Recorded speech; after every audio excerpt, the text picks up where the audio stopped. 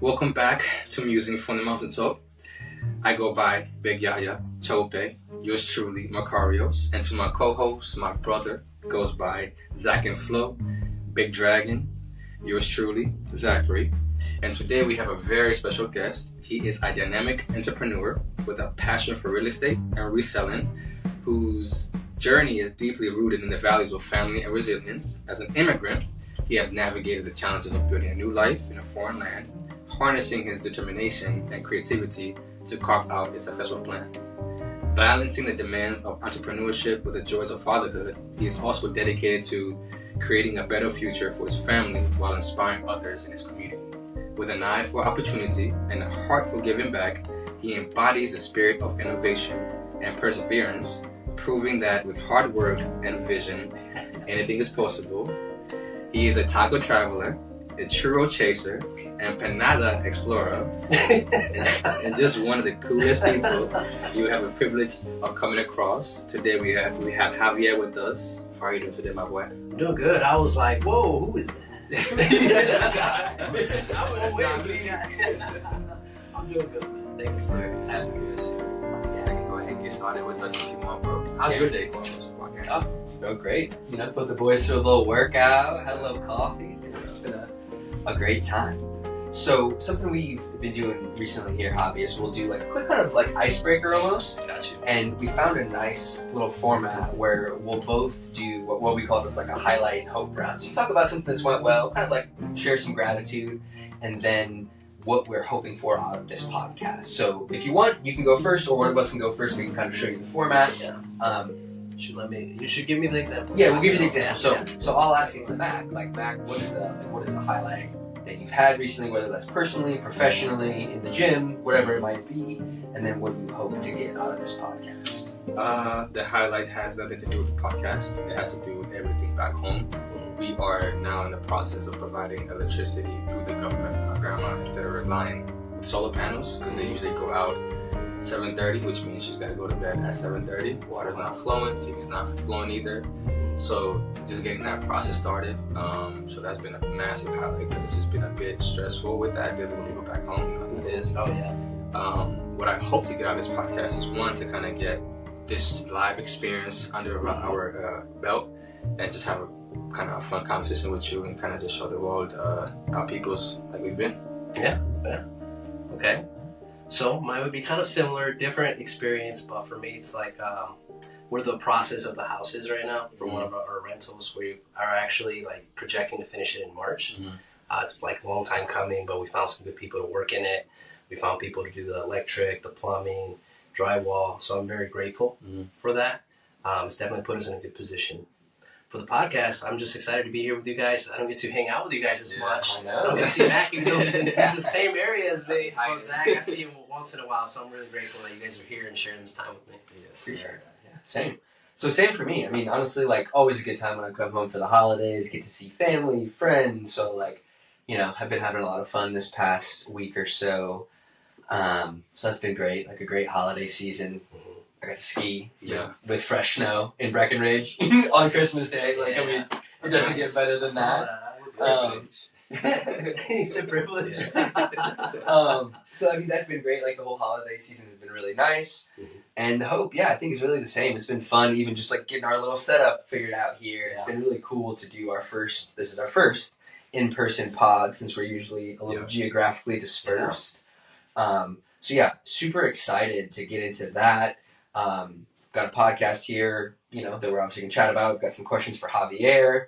Our theme here, we're going to center around the theme of transformation, brotherhood, kind of setting goals as we're coming into the new year.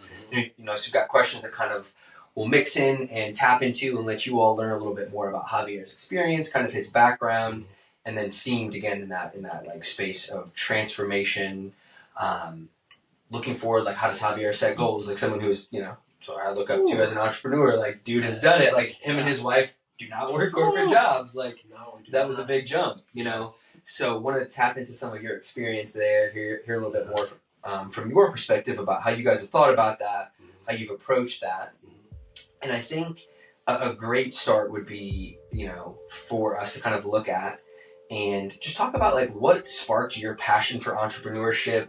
You know, what did you always think you were going to be an entrepreneur? Not really, to be like, honest. Yeah, what brought you there? So not really. I mean, what happened was, I mean, we all went to school. We were at the university for a while, graduated, got my first corporate job.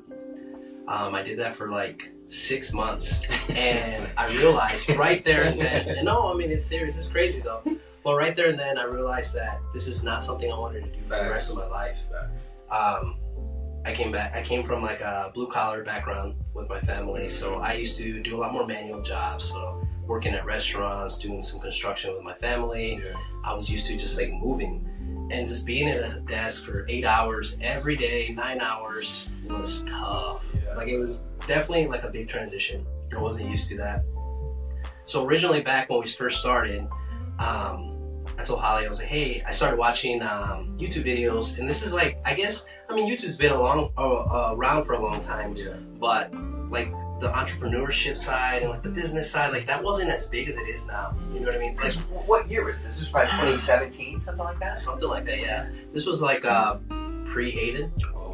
So like before we had kids, yeah. So we were watching videos, and I was like, you know what? I want to start like reselling things. There was actually a couple.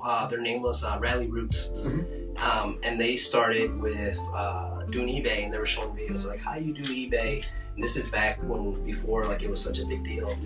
And Holly was like, I don't know what you're doing, but if you want to give it a go, you should give it a go. And at first, since we came from marketing, I thought, you know what? How hard is it to create a brand? I'm like, I want to create a brand. I want to do like merch and stuff. And that's where I started with the Hike Stop, and I started with the Bigfoot logo. I think I gave you a prototype of one of the hats. I think I literally still have that. Yeah. Marine one. Yeah. I did a prototype, and I was like, oh, this is awesome. But quickly, I figured out that it wasn't super profitable, because you should definitely start a brand and the merchandise after you're established for a while. So I did it backwards.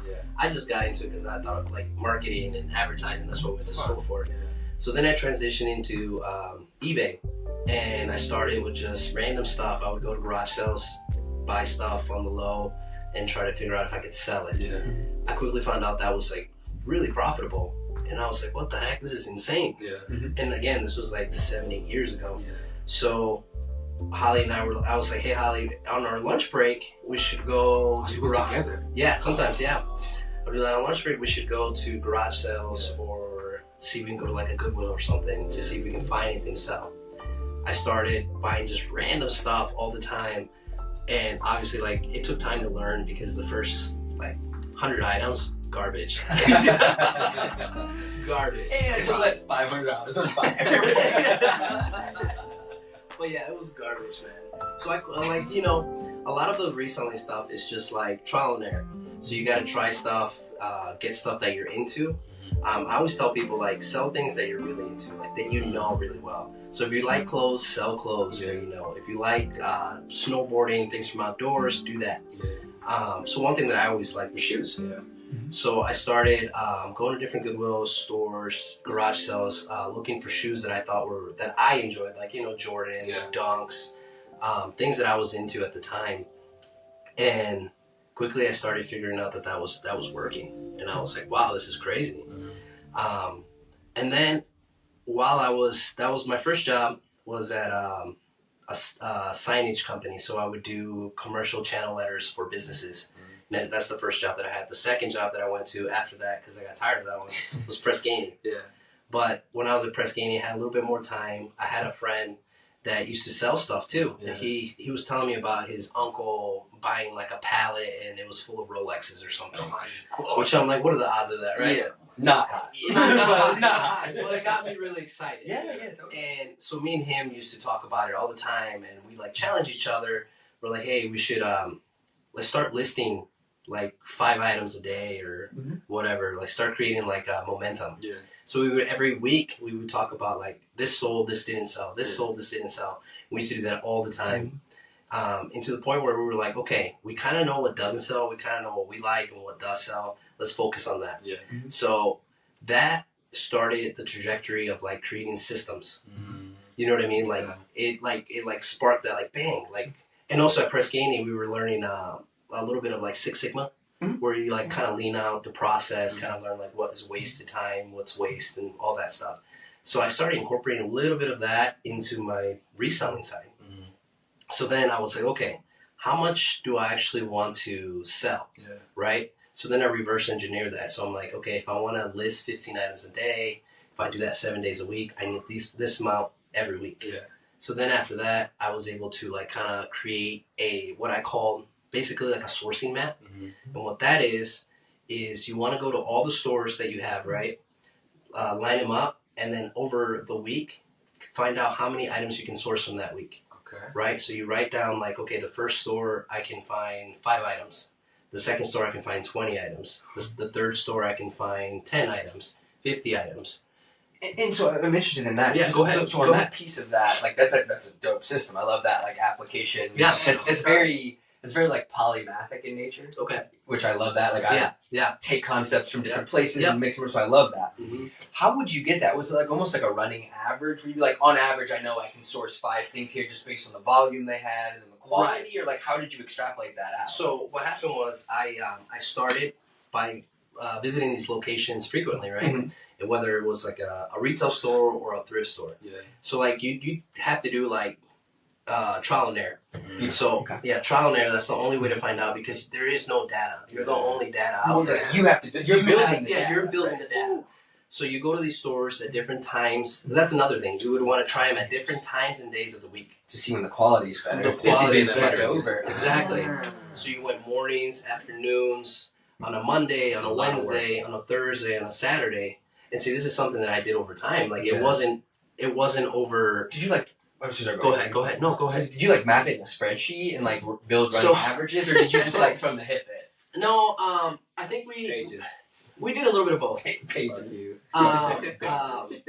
Holly's the one that was like, we would write down like, okay, today I found this on this location, I found this in this location. And what you want to do for over time is you want to eliminate the locations that you don't find good quality items. Just get rid of them. They'll save you time. And then over the course of time, you will notice like, hey, I can get most of my week's worth of items from 3 or 4 stores. So then you're saving time. So then that's what we ended up doing over the year after we started learning more, is we knew exactly what stores, what time, and we would go there. And then like there's other things, like there's like certain stores, sometimes they have sales. I don't know if you guys are familiar with Savers. It's very similar to Goodwill, but their items are a little bit higher quality. Is it online? No, it's there's a lot of them in Chicago, in the area. So like bigger cities usually have a Savers. Smaller cities do not. But sometimes, depending on the city, they would run a 50% off. So whatever was there was so it was like really high competition. But there, see, like we could just keep going, because like we would go there early. So like one time I showed up there maybe like an hour before they opened. And I always noticed there was 10 people there already in line. And I'm like, dang, like how are they beating me? You know, like there was always 10 people. So I ended up going even earlier, to the point where I was the first one in line, or I was the second one in line. Another thing, after you kind of learn that, when you're in the store, you don't want to waste your time. You want to eliminate any type of waste. So you want to eliminate, like, if you're going to focus on shoes, forget the clothes. Don't even waste your time. There's so many racks. I don't care about the toys. I don't care about the books. I'm not looking for jewelry.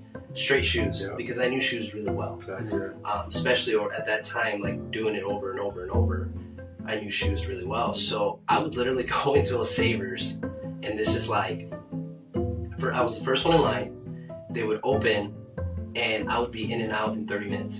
Damn. How many pairs would you source in that? Like, it would vary. There was times where I would source 50 pairs. There was times where I would source like 25, 29 pairs. But I would be in and out, because I remember I would check it. And another thing is you want to go through the shoes, check, make sure there's no ribs, tears. They have the insoles, twist test, make sure they're not crumbling. But I would just, I don't know, I think over time I would just go so fast. I would know, And I mean, you would miss a couple pairs here and there, if that was the case. But it wasn't a big deal, because overall you hit your number. You knew how much you were going to spend, and then you would average everything across the board. There's a lot of information on that. There is. No, I love it. Beautiful, bro. Like that's great game, y'all. So right, and so what I think is Javier. At some point, we should talk. What I'm seeing is you have really good systems. And what's cool about this is when someone knows a business like this, this is actually a really great opportunity to tech enable. Like with this level of knowledge, you can really, and of course, like you have Shopify, you have things like that. But there's these specific, and there's these niches out there, I think, and this is one, like this reselling niche of like, you could productize this, right? Like you could turn that into a checklist. You could turn this into an app that you could scan it with a camera, right? Yeah. And it's just like really cool. And this is where I love like talking to people that really know something very deeply, because you get a unique perspective. And I want to kind of like maybe challenge you to think about this in a way, because obviously like you have deep market insights, specifically across like eBay, Posh. Like you kind of know you can sell different stuff on eBay and different stuff on Posh. Like the market's a little bit different. Mm-hmm. So I'm curious if you have any thoughts about, you know, what might be like the next wave, because obviously like reselling shoes, clothes, there's still good money in it, but it's crowded. Like a lot of people are doing it. You show up at any Goodwill, you can pick out 5 people scalping for good products, at least, right? So, like, what would you see? Like, what would be the next thing that you would see? Like, the next shoe sourcing? Well, I think we talked a little bit off podcast. I think the next big thing, and it's here already, we've talked about it, is live selling. Okay. Whatnot. But with Whatnot, like, I think people go on there and it's really easy to get hooked on it, because it's like, there's like, you do the swipe, it's like you only have like 10 seconds, 20 seconds to lock in, or you'll miss that opportunity. I definitely think that platform is blowing up right now, but that's like a whole different, it's a whole different business than eBay and Poshmark. Completely different. And we did Whatnot for, I believe, like almost 9 months, 10 months. We hit it really hard, but that was like a whole another system. I can talk about it. I don't know if you want me to jump from where we started to that. So I'll like frame the question a little bit differently. So that's a different vehicle for your same industry. If you had to find the next shoe sourcing, right? So like regardless of platform you sell on, like what are you seeing? What has your interest? Where do you see that opportunity that's not tapped potentially? Or you know, if there's anything on your radar. For like sourcing shoes, or just other industries, other things that would be similar, like other businesses, right? Because again, sourcing shoes, if you want to start this now, there's a lot of competition. What's the low competition next shoe sourcing for you? Is there anything you see? I know Javier's always got his eyes open. Like, what's the thing after, say, you lock down this house, you get the shoe business back where you want it? What might be the next thing that you want to look at? Ooh, I see what you're saying. Honestly, dude, I think I would be focusing more on real estate, to be honest. Real estate, okay. Yeah, and the only reason is because, like, even like the shoe game, like you were saying, the systems that you build in place, it's the same thing in any industry that you put like that effort into. Like, you have to make sure that you know what you're doing, what your systems are, and you have that goal every day. I was actually talking to Holly about this earlier. Was that that the thing is with a lot of like for real estate, there's so many different types of real estate you can do. There's commercial, there is single family homes, multi-family homes, you can get complexes, and there's just, I've seen a lot of different creative ways to finance them. I've seen a lot of different businesses come out of them. I've seen people buy a studio apartment and rent that studio apartment out by the hour. By the hour? So people can record podcasts like this. Or do art. Or do, it's just so creative. There's like a lot of creative stuff you can do. So I think like, I want to learn more real estate. I like the shoe game. I do see that it's going to be there forever. But it's always evolving. And I think with the family for that hustle. The hustle and everything, like I got to make sure that I'm stable and I'm like continuing to grow wherever I'm at. So I'm curious if you've heard much of like the arbitrage game in real estate. Have you heard any about that? Explain a little bit. So basically how I've just seen stuff on Instagram. This is something I would love for us to maybe like chat, try to figure out a system to try.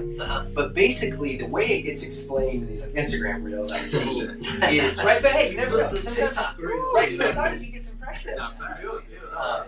And so the way I've seen it explained is basically you find favorable deals and then you go shop them. And apparently there's different platforms where if you go find the deal, get the owner to sign a contract at a set price, you basically make a finder's fee for arbitraging the deal. And they sound like they can be like upwards of like thousands of dollars per deal. You're almost like wholesaling in a way. Exactly. Okay. Yep. So I'm interested because there's some platforms out there where literally like it's just like you got to find the deals, and then apparently you call, get them to sign the contract, and then you get hit. So that's something I've looked at. My brother and I have talked about, but I'd love to like put our heads together maybe. That's at I mean some point. that's That could be lucrative. It could be lucrative, but it definitely has like it's hard because I think in some of those contracts, when you sign, let's say you're getting it online, you're not knowing the condition of the house. The thing is, it doesn't matter though. Well, I know because you're selling it, right? You're flipping the But contract. check this out. You're flipping the contract, but you don't know the condition of the house. You don't know the area that well, right? So what I'm getting at is by not knowing, well, you would have to, creating the system, so you would have to learn that area, make sure that's a really, really good house. Because usually most of these contracts, you have to lock it in for a certain amount of time. So like they'll give you maybe 3 weeks, so that way you can sell the contract. If you don't, you lose whatever down payment that you put on it. With Or how do you lock it in? With some of these, you may not have to put a down payment. See, that's the thing, and this is where we just like need to vet it out. But with some of these, the way I understand it is you go into essentially like in this platform, it's like it will deal analyze for you. So it'll say in this platform, this deal is worth 150. You go play the spread.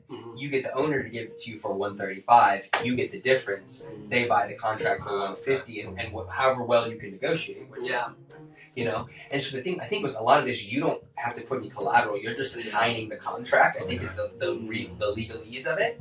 So and this is where something again, just a thing like that's interesting to you. I'd love to like again put our heads together, like build some systems, find some lists, hit the phones. Like I've got some thoughts about building my own tech solution to help identify these really efficiently and like give yourself a big call list, right?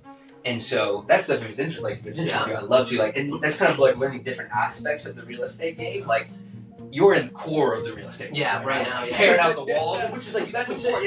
Like you need to know that. Yeah, definitely. But you know, like I think there's interesting ways. And like think about this. Say you go ahead. Say you go run 5 of these contracts, make 40 grand. That's your down payment on your next house, right? And then you start to build these different perspectives. You start to build like your real estate portfolio could just be self-sustaining because you've got like this lead gen arm. Once you have enough money, you take that.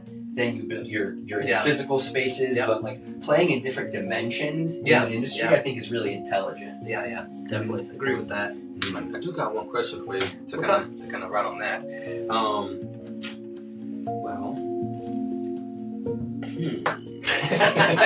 Balancing roles essentially, right? Yeah. So how do you balance the demands of being an entrepreneur and the responsibilities as a father and a husband? Well, it's not super easy. You know, I mean, it's like everything, man. You got your good days, your bad days. But with being a father and just splitting like the roles and everything, Holly and I had conversations. A lot of the time in the morning, she takes like the motherly role. She'll take care of the kids, give them breakfast. In that time frame, I have to do what I have to do when it comes to eBay. If I have phone calls, if I have meetings, I'll usually do it in the morning. And then I try to like I've always like I said from the beginning, I've always created systems. So like I try to wake up as early as possible, and I always try to get everything done by like noon. That's always been my goal because I don't want to work all day. Facts. I just don't want to work all day. You taught me that. Not because not because I can't. It just doesn't make sense to me to be like all day doing the same thing. So I try as hard as possible. And there's days that I can't achieve that for sure. But for the most part, like I try to get everything done in the morning. So we split that, and then in the afternoon I try to be like the dad. I'll take over, feed the kids, hang out with them, give Holly a little bit of a break. And that's been working for the last, because we really just started that maybe like 2 years ago. That's been working really well. And it's nice too because another thing that I love is I actually get to see my kids grow. Facts, bro. In the beginning, before I started my entrepreneurship and like started into everything, I didn't really get to see Haven grow. I was in corporate. So like I only got those like first couple weeks in the beginning when you get off. And then after that, it was like I would just see him in the afternoon after 6:30 after I picked him up from the babysitter. You know what I mean? So by the time he'd be asleep or 2 hours, it would be not that much. So that's something that I love, and that's something that Holly and I have really worked on trying to get that balance in. Damn, that's dope. That's great. I love that. That's my wow. Yeah. This is kind of good. staying in that vein of like family and stuff. I'm really curious, like what your thoughts are. Like you obviously have a couple sons. I know that's like a thing when it comes to like business and legacy. Like, is there a vision you have? Do you see, building something and like having, your boys run it, or like do you have that? Have you thought about that? No, I've thought about it. I know what you're saying, like kind of like you were saying, like a legacy or something. But honestly, I feel like I'm going to build something, and I want something to stay in the family. As like the real estate side, I think it would be more of a longevity, because really no one wants to inherit a business that you're going to be working in it day in and night, and that's something with reselling is you always got to work in it. But at the same time, I feel like that's going to be for like Holly. Like Holly and I share that real estate passion. But if Haven doesn't want to get into it, I'm not going to pressure him to be like, hey, you have to continue the legacy. I feel like everyone has to create their own legacy. I can influence him and I can provide the foundation for him, but I'm not going to force him to do something he doesn't want to do. Interesting. Was that? I'm curious. Like, is that similar or different to the approach your parents took with stuff like that? Well, so my parents were immigrants. They came from Mexico. Their mindset was just like work. They didn't really have like that, like, hey, what are we going to do long term? They were just like, hey, man, how are we going to get to the next part? So, like, I don't think I ever had that pressure of, like, creating a legacy. But I definitely, I mean, there's times where I'm like, like, I want to leave something for my family. But I really do think that's going to be in real estate. Yeah. I love that. Do you have anything, like, back home that you guys still, like, work together as a family to, like, continue or make or improve? Land, houses, homes? So my dad has a house in Mexico, and, but we haven't gone up there to go see it. It's been a little goofy out there recently. It was still out there. A little goofy in recent years, but there's definitely some land and some properties up there that maybe in the future we'll go visit. Definitely hold on to that, bro. I got one for you. Continuing from that, how has your family supported your entrepreneurial endeavors, and how do you involve them in your business? Oh, that's a great question. Shoot, this is a twofold question, because before I went full time, dude, I was terrified. I was like terrified. I was like, what is my dad gonna say? Because as and I don't know, but like for me, like as when my dad came over here, like his vision was for me to go to school. And like to just like go to school, learn as much as possible, get a good job, focus on that job. That's it. Don't do anything else. Just focus. So I felt scared. I was like, what is he gonna say? Especially doing something like reselling. Like he's like, what is that?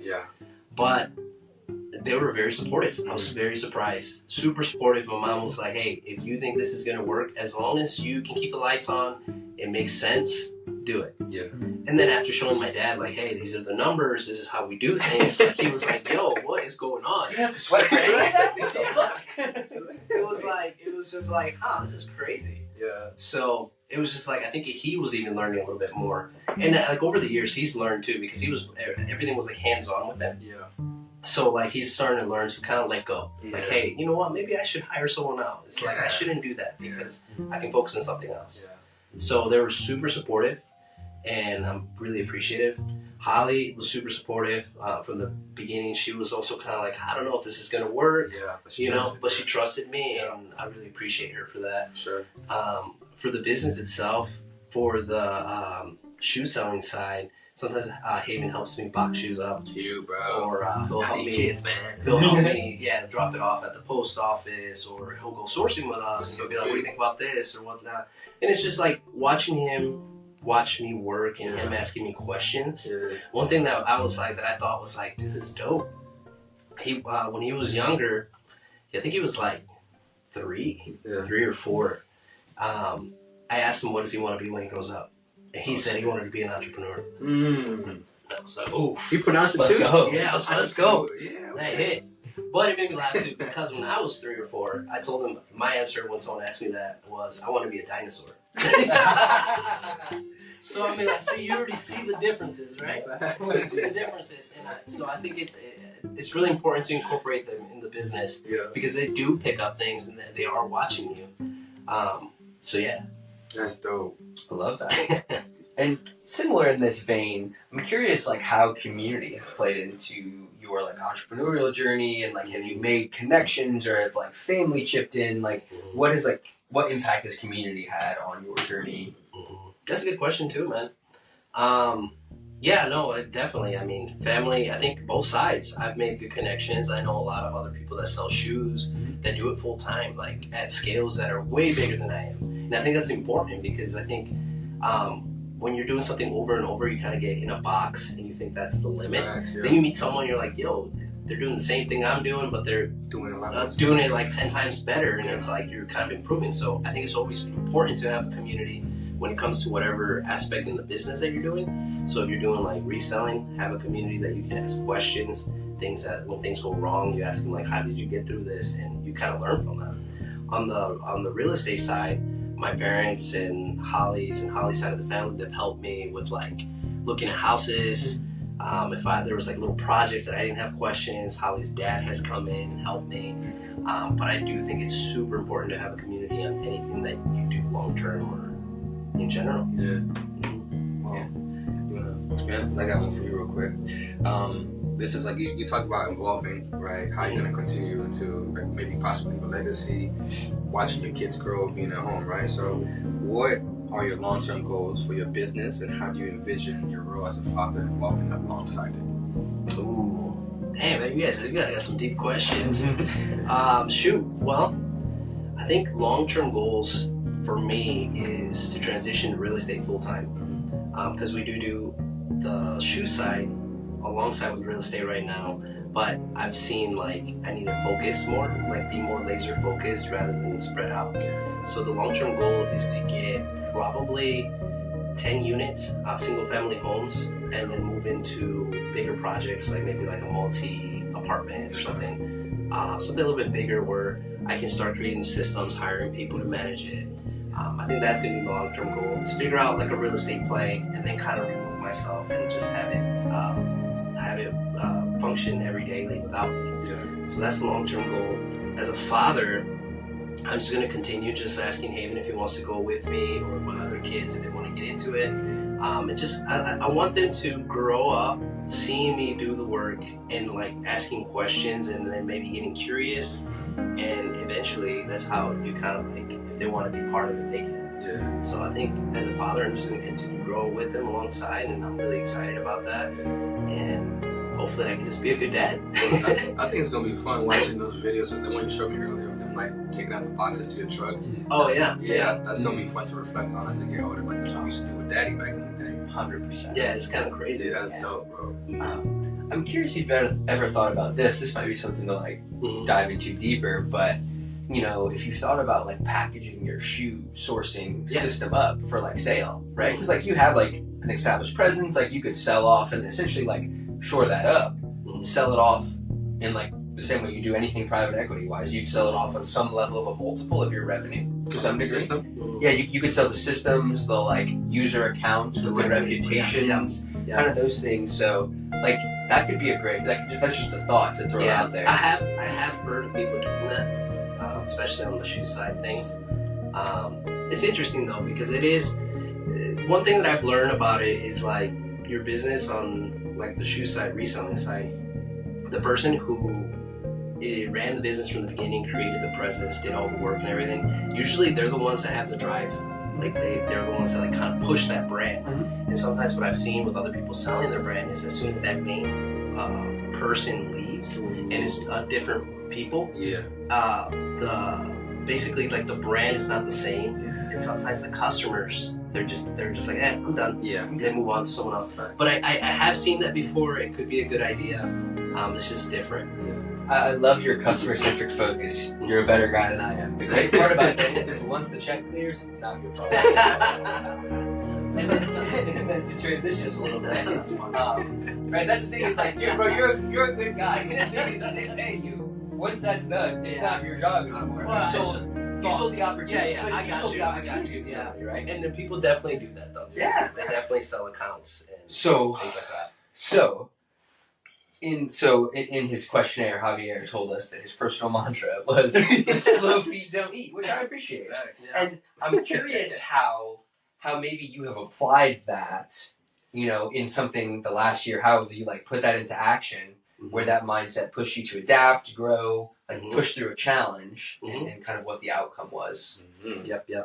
No, okay, so I put slow feet don't eat just because I do think that it does apply to business and it applies to what I'm doing because sometimes you have to be really quick and pivot.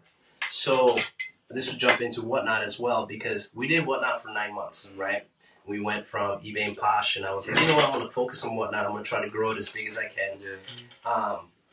And we were selling on live. So for the people that don't know, Whatnot is a live auction platform. You buy stuff, immediately you can sell it.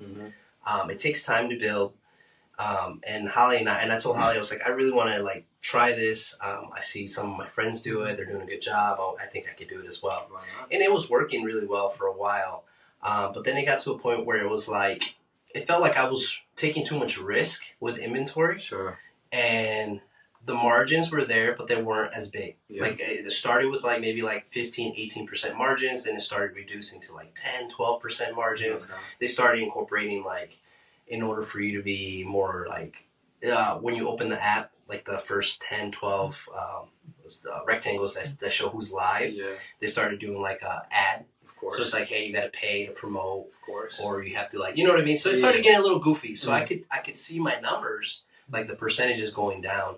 So I was like, you know what? I think it's time for me to pivot for a little bit. So that's why I kind of pulled back a little bit from live auctions. And then I had a rental as well that was just kind of sitting in the sideway because I needed to move it. And I was like, you know what? Let me focus on this, get this out, and then kind of do like a fresh mind maybe next year. Once the house is gone, I can come back to Whatnot. But I think that was important because I could have continued and my margins might have gotten a little bit smaller. I could have grown a little bit more, but at the moment, I just thought it was the best thing was to pivot. And I think that's something in entrepreneurship that you always have to do. You have to be pivoting, kind of looking at the markets, kind of seeing what's going on, because your revenue and your actual like profit is always going to fluctuate. It goes up and down, up and down. So I think that's important, and that's why you slow feed don't eat. I have a question, bro. Like, as far as like your like rental properties, like do you like draw out the contracts yourself, or like how do you go about that? Yes. Damn. So, well, when we buy properties, like over time, we build a kind of like a contract that we use. I mean, it's nothing crazy. It's just like the normal. I think over time you'll find people that you can do, like the title companies that you go to, and get to know you a little bit better.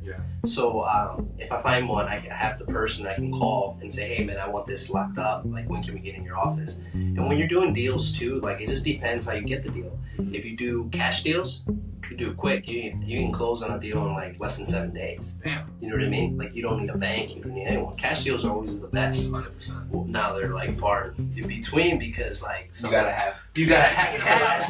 But even that, but like just the right opportunity is not always there, right? And if it's something that's good, it's gonna be gone quickly.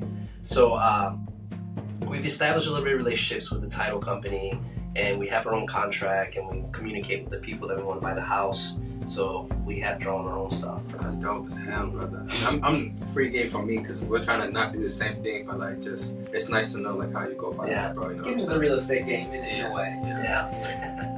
I love that. Do you have a question you want to ask, Matt? I got a funny one, bro. So we talking about like what you let's get out of that field for a little bit, okay? If you could eat, right, one food for the rest of your life, but it had to be served in a different way every day, what food would you choose and how would you serve it? Oh dang! One food, and it could be anything. For me, it's food because you can make food in so many different ways. You can eat it with stew, you can eat it with like cabbage. Oh, lettuce. That's a hard one. Wow, bro, are you even Latino, bro? Yeah, my what? Okay, stop that.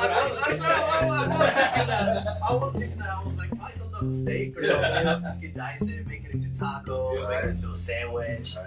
But man, that's a deep question. I gotta think about that a little bit. What's yours, Zach? For me, it's got to be steak. Steak? That's my number one. Lots of flavor. He eats a pound a day, my guy. Yeah, I couldn't eat a pound. You feel me, bro? I need to learn. Man. I can't do it. That's how you get them pipes, fool. That's crazy. Okay, so what do you think? What do you think if you had to go? 5 seconds. Just think. It would have to be steak as well. Love that.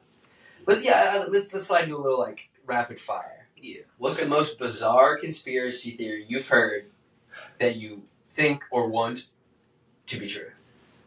Ooh, the aliens come from the sea. Yeah.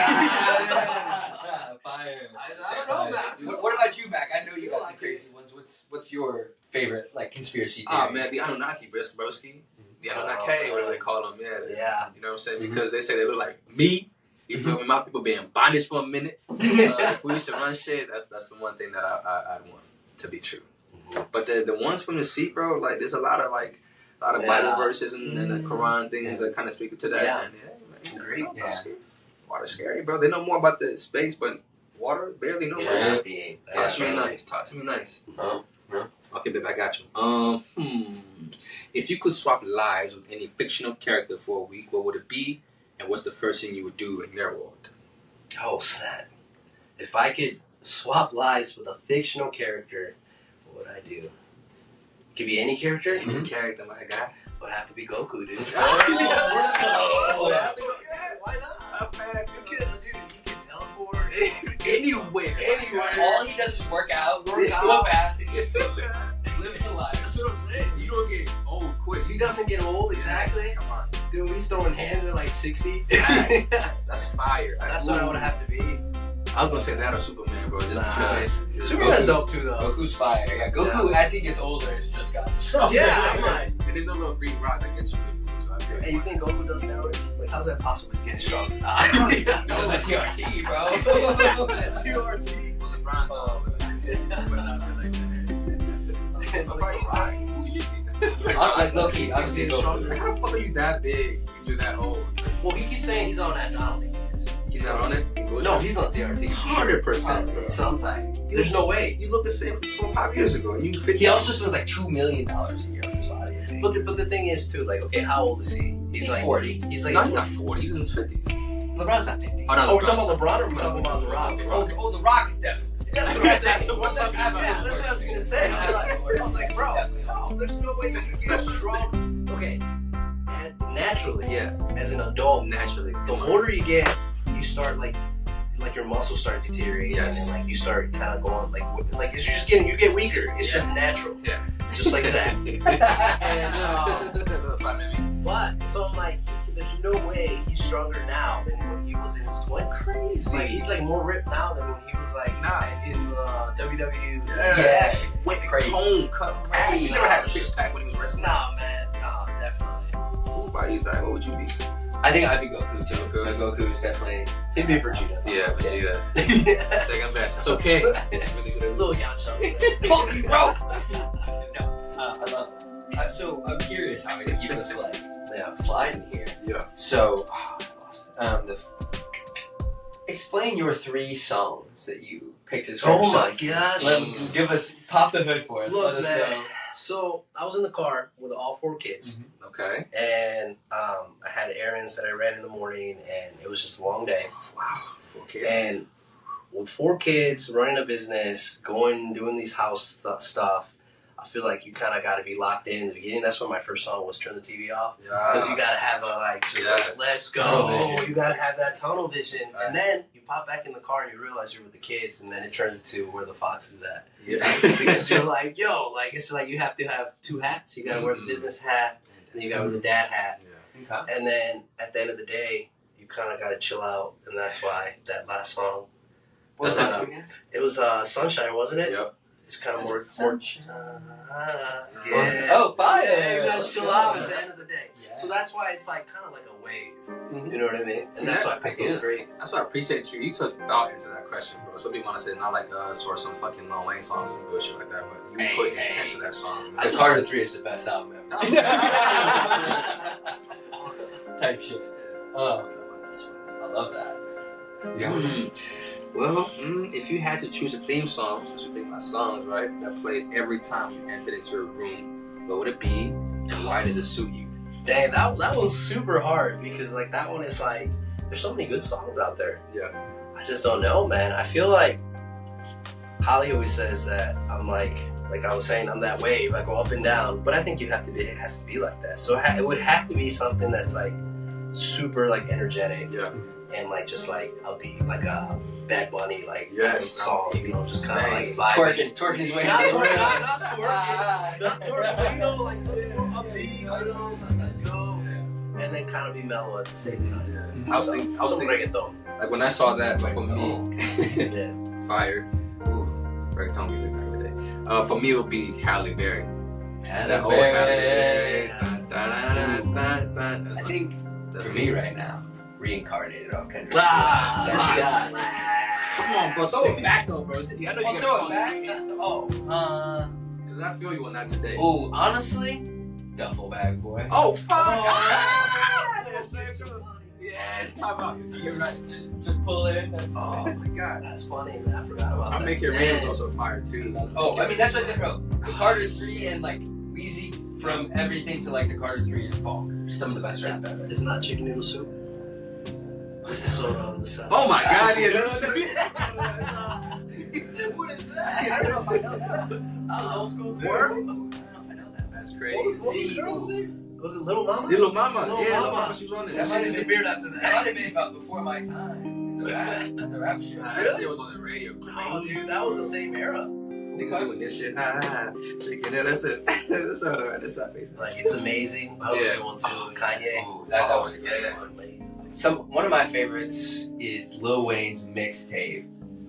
Just drop 1, drop 2, Carter. Oh no. What's the one? No ceilings. No Ceilings. Best mixtape of all time. Oh, facts. No Ceilings was really Took like the top 10 songs That and was just really shit good. all over every beat. Can you imagine that, brother? Like, And just he made a better version than the original for every song on that mixtape. Man, what if you made that the first song and then you're Swag like, Surf, man. bro. Oh, Swag Surf was The- awesome. The bum who made the original version of that got absolutely shit on by Oh, Weezy's man. remix. but Weezy did shout him love every concert he was yeah. performed. Yeah. He showed love, but he was also like, Yeah, that's my song. I got one for you. If you could have 3 people from any time in history at dinner, who would they be? Ooh, 3 people at any time in history, what would they be? I would want Tesla.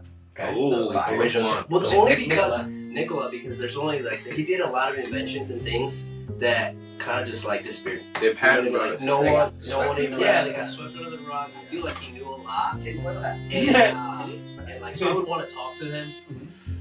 Man, it would be my other 2 though. So Tesla was definitely tapped into some of the cool like esoteric knowledge. Yeah. And actually some of the cool, like we were talking earlier how it's like, bro, what are you on? Like, Oh, I saw some bro, of that stuff.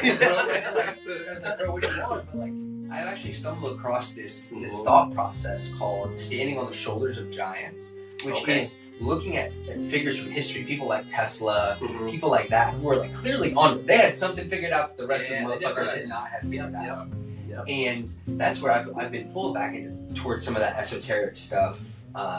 There's even this like stock market kind of approach that I've been reading through and like taking that it's called Careful. no, it's fine. I get the door, bro. It's called cosmoeconomics. So it kind of combines and looks at and takes some of the cycles from nature and applies those to financial markets and sees where there's correlations in some of these long-standing cycles, like political cycles, banking cycles, things like that. These do work in somewhat fixed increments of time at a macro scale, and like I really like this perspective of blending some of the esoteric with hard sciences, because I think we've swung too far in the direction of hard science, and like no one can trust their intuition or their own feelings. They have to have a study to validate that what they're feeling is correct. Yo, you know what's wild? They're trying to put that chip in people's heads. Yeah, fuck that. And then after that, you're not gonna trust your feelings anymore or anything. That's crazy. You don't even know if it's your own thoughts or not. I know. You know what's crazy, bro? In Kenya right now, the kids are not being born. They're being born like they're implanting chips on them.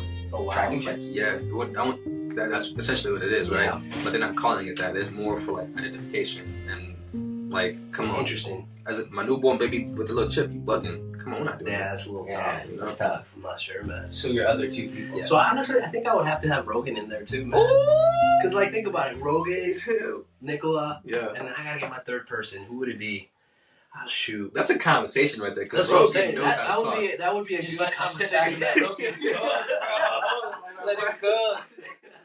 Yeah. That boy crazy. Man. And then the last person, shoot, anyone. That's a tough one, man. Would it be? Is it Michael Jordan, Bruce Lee, Master Splinter? I mean, like it can be anybody. Jesus. Oh snap. Jesus, I'm not Source. saying Jesus. Hey, that'd be insane. No, Rogan, Jesus, and Nikola. Jesus leads the gospel. What's good, nigga? Good to see you, fam. I'm trying, bro. I'm trying to tell him who you are. Listen. That'd be crazy. Right. Yeah, man. Shoot, man. Bruce Lee would be dope, though. Should be a fine one. He's quite the philosopher. That's what I'm saying, because then the three of them, one you'll get knowledge, the other person will talk to you, you'll still learn, and then the last one will teach you kung fu and how to like master your body. Mm-hmm. So I think that'd be a crazy That'd be a three. crazy dinner. What was yours when we talked about? Yeah, well, yeah. I've had a few different ones. I think Tesla's come up for me to not be a hater. Yeah.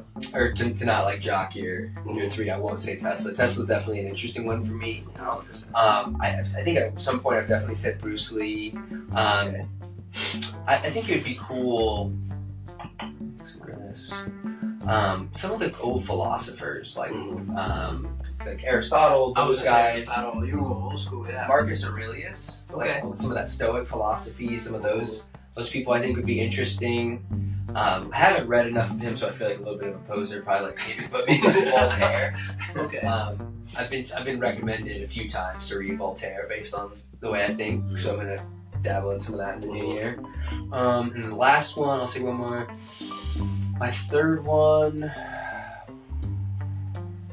right now, Genghis Khan. Low key? Dude, so I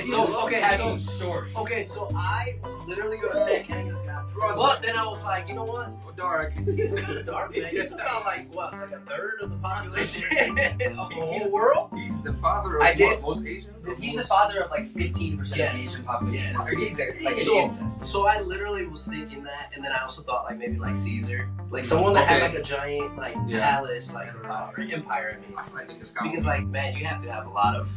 Bro, I just think the thought Out of process. something. like you got to be that kind of person to know what you're doing in that kind of scale. Like, Yo, it's crazy. did you guys heard like where he got buried and stuff? Like you guys know that story of Genghis Khan? So what happened was he was like they didn't want people to find out where he got buried. So like they had like maybe 5 or 6 people take him just randomly and buried him when he died, and then he hired another like 3 or 4 people to kill the 6 people that buried him. bro, He said, bro, I figured out some shit. Don't fuck with me. I need a couple hundred years to get something going. Which is kind of crazy. So yeah, he had it all set up where like they would bury him. The people were walking back right when they were like somewhere else completely. So the people that he hired wouldn't know where he got buried as well. yeah. Took out those people, so then no one knows where he's buried. So what was the reason for that? There's secrecy. I don't know. And something sure. I think is interesting, and why I think it'd be fun to talk to people Maybe he's like still that. alive. My thought is, I don't know. or maybe he was Water. he became privy to some kind of knowledge of like, I don't know, man. you know, like House 15% is right. Well, not just like privy to some kind of knowledge that was like, I know there's something after this, but like it requires my body, or like I'm gonna adorn myself in certain jewelry. Bloodline. DNA, So that's something you're talking reincarnation. about, like the Reincarnation. reincarnation. Yeah, could be that. Is there another plane you go to? And he's like, if I keep these specific symbols on me, I'll be like, Mm-hmm. I'll be set up in this astral plane or whatever. Because we believe we come back, like our kids have their own, life, whatever, but we come back through them. So yeah, so I feel like Yeah. maybe with that 15%. Sure. I mean, I feel like when I was growing up, like my dad, he was always taught me everything. He was kind of tough. He was just a tough dad, but it's cool. Yeah. But I was always like, I'm not gonna be like my dad when I grow up. You know what I mean? Which is kind of funny. And now that I'm getting older, I like feel like I'm like my dad more and more, and my mom. And I'm like, so maybe there's a little bit of truth to that. You know, you kind of become your parents a little bit. That's beautiful. Do you think that's a good one to wrap it out, or you want to shoot one more question? We can wrap it up if you want to, but I was just getting loose, huh? We gotta save a little juice for the next time. we can do this one since since we're in the holidays, right? If you could invent a holiday that everyone had to celebrate, what would it be about, and how would people celebrate it? Wow, that is a very hard question. I think that's hilarious. You say that, I'll answer. Cheek clapping Thursdays. No, low key, bro. And the whole world that's consensual and all that. The whole world goes and gets 100%. and then we all come back a little bit. Yeah. He's saying it had to be consensual, not sus. You just gotta qualify. It's gotta be consensual. But everybody goes and has a good experience. Yeah, for sure. In the bedroom, it comes back to the world a nicer place once a week. Motherfuckers do this shit on some weird shit like right now. You feel me? So I feel But like it needs to be coordinated. Yeah. Everybody, your boss needs to go get that top. Like, Chill out. For me, it would be a holiday where there's no work, right? Everybody takes time to do absolutely nothing but sleep and rest. Like, you know what I'm saying? Like, I know we do a lot with holidays with cooking. We don't need to do no cooking. Yeah. No crazy It traveling. gets stressful sometimes, Yeah, bro. You gotta do cooking and that's a lot. Post and do a bunch of things You know like what I'm constantly for the man. Like, the world shuts down, period. And all we do is just chill, be grateful for each other, whether it's a FaceTime, a phone call, a movie with the family, you know what I'm saying, small little grilling, whatever the case may be. We're just doing nothing but just like being human. Like, fuck that whole capitalistic making money that just exists. Bro, last night, what we did. Yeah, not fact. Chill with someone else. Yeah. But chilling. That was not hard, man. But I was just gonna say, like, along those lines, completely different. But man, what's up with the Groundhog Day? Have you seen like the people that celebrate that? That's some wild stuff. Yeah, I don't understand that, bro. They pick up the thing, but also not even that, like the actual like tradition of it. What Have is you it? seen it? No. They like literally get the groundhog and they make like some juice or something, and then feed the groundhog the juice, and then they celebrate with it. Yes. Look up like the actual like tradition, and there's like certain places that actually still do it. They give them ayahuasca or something? I don't know what they do, but it's the funniest thing ever. And I'm like, okay, if that exists, why can't something like that exist? Nah, facts. Nah, yeah, you're right. You know what I mean? Because I'm like, what are you guys doing? Feeding the groundhog juice? We gotta look this up later. Yeah, that's crazy. We need a Jamie, man. We need a Jamie. Look this up, man. Jamie, pull this up real quick. Hey. Bro, you get fucking blippy. We don't know. We're not trying to watch Bluey. Turn that shit off. That's footage. I love that. We'll look that up later. That's funny. I love that. Well, Javi, thank you for your time. I'm gonna wrap us up. So as we're going into the new year, everybody like sit down, think about your year, figure out, like what went well, what didn't. Think about that, set some goals, set some plans for the new year. Remember, going into the new year, community is important in anything you're gonna do. If you're gonna go do it, specifically in the business world, be a systems thinker. That will make everyone's lives easier. Definitely. Yeah, and just enjoy the holidays. Like, give your family a hug, those you love. If you're fortunate enough to spend time with them, give them a hug, tell them you love them, and let's get after it in the new year. Appreciate you guys, Let's man. go. What kind of message do you have? We're not finished You yet. got a little we're something not? for us? You got a little something for us, Javi? A little message. Hit him with little it. message for the end of the year. Everybody. Goals for next year. Yeah. No, I mean, even just in general, like, I think if there's something that you really want to do, learn it as best as possible. Go for it. Take that risk. Especially if, like, you're younger or you don't have a lot of, like, other responsibilities than taking care of yourself, going to work. Yeah. Take that risk, man. Learn it. Make mistakes. And then you'll grow from it. Create a system for it. And then it could actually be the thing you do for the rest of your life. 100%. Well, that does wrap up another edition of Musing from the Mountaintop podcast. If you enjoyed our conversation today, got something out of it while listening, we would appreciate the love and support. Leave a review on Spotify, Instagram, or even tell a few friends. Now, as I always say, if you consume it and it came from source, it is only going back to source. Honor that, my friends. Till our next episode. Thank you guys. Appreciate it. That's cool, man. The first one in person, baby. It was real chill.